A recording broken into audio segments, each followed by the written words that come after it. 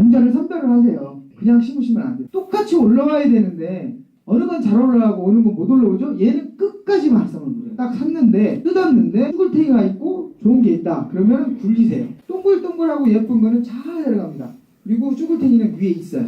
그러면 그거 걷어내고 동글동글하고 이쁜 것만 파종을 하십시오. 촉성제비 같은 경우는 언제 따느냐? 종자로 파종할 때는 8월 10일경 8월 10일경 종자 파종하시고, 만약에 나이가 늦어졌다 하시면 9월 10일경에 정식을 하시면 됩니다. 묘를 구워가지고. 겨울작물 들어갈 때는 수확 시기를, 파종 시기나 정식 시기를 어느 정도 다 지켜주셔야 돼요.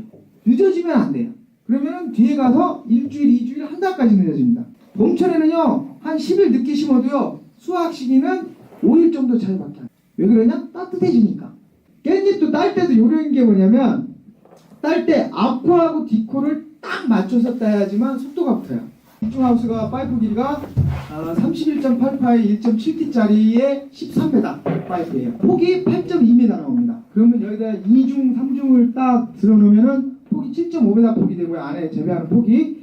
그리고 보통 우리가 200평 하우스를 기준으로 할 때 7.2m 안쪽 폭이면 85m 내지 90m를 200평으로 봐요.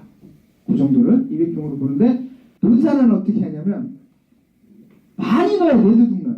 4두둑 넣고, 그리고 공짜리 그 비닐을 12공짜리를 씁니다. 지금 논산 같은 경우도 이런 스타일로 자꾸 하라고 얘기를 해요. 노지를 한여름에 한낮에 그렇게 뜨거울 때 뜨거운 거 다 감안하고 들어가서 일을 하셔야 되는 거 아니에요. 이거 철제값 얼마 들어가요? 이거 한 3m 간격으로 꽂으시면 돼요. 그리고 어깨에다 하나, 중간에다 하나, 가로대 그거 해가지고 한 3줄 가로대 넣고요. 차광망 걸칠 수 있게 클립 끼는 게 있어요. 이렇게 된 거. 그거 끼우시고 불 달고 그렇게 하면 되거든요. 그렇게 하시면 노지 같은 경우는 불을 안 켰을 때는 언제까지 따실 수 있냐면 9월 15일까지 따실 수 있어요. 그 다음부터는 이파리가 돕니다. 제가 꽃대가 형성이 돼서 이파리가 돌기 때문에 그때부터 못 따요. 그래서 그때쯤까지 못 따시는데, 불을 켜고요, 이렇게 차광망을 씌워놓으면 10월 말까지 따요. 이파리가 속잎이 작으면 탄다 그랬잖아요.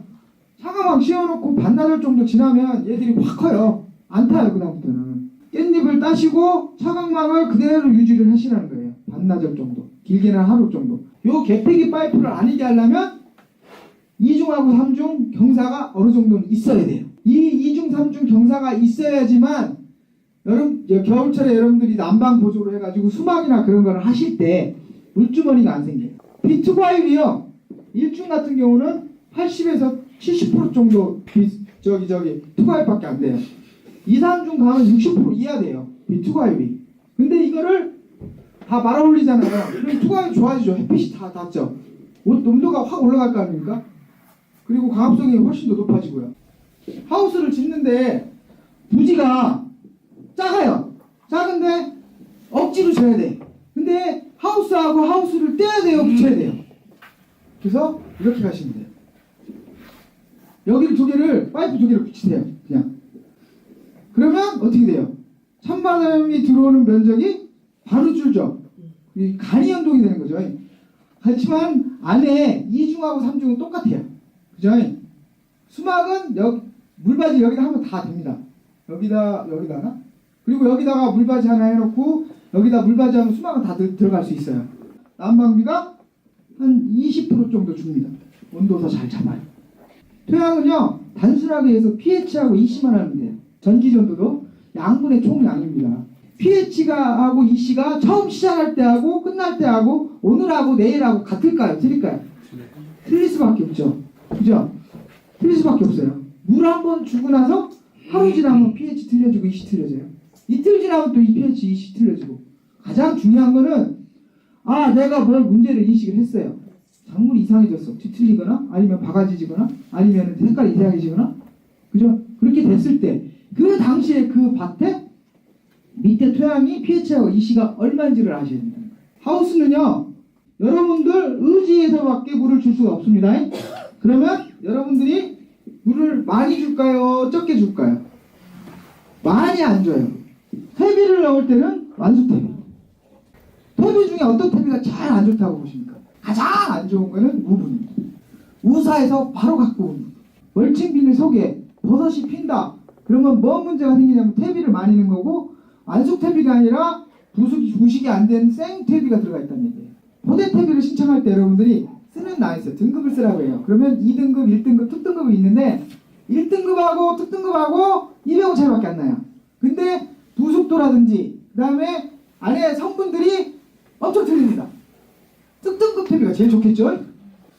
비료학적으로 봤을 때는 석회비료하고 나머지 것들하고 무조건 나눠서 넣어야 돼요. 그래야지 비료의 효과가 제대로 들어갑니다. 그렇지 않으면 비료의 효과가 없어져 버려요. 두 개가 합쳐져 버려요. 무슨 얘기인지 아시겠죠? 석회비료를 먼저 넣습니다. 원래는 정식하기 2달 전에 석회비료를 넣고 로타리 치고 그 다음에 한 달 전에 태비를 넣고 유기질 비료 넣고 일주일 전에 화학비료 넣고 로타리 치고 두둑 만들고 작물 심고 그렇게 해야 맞습니다.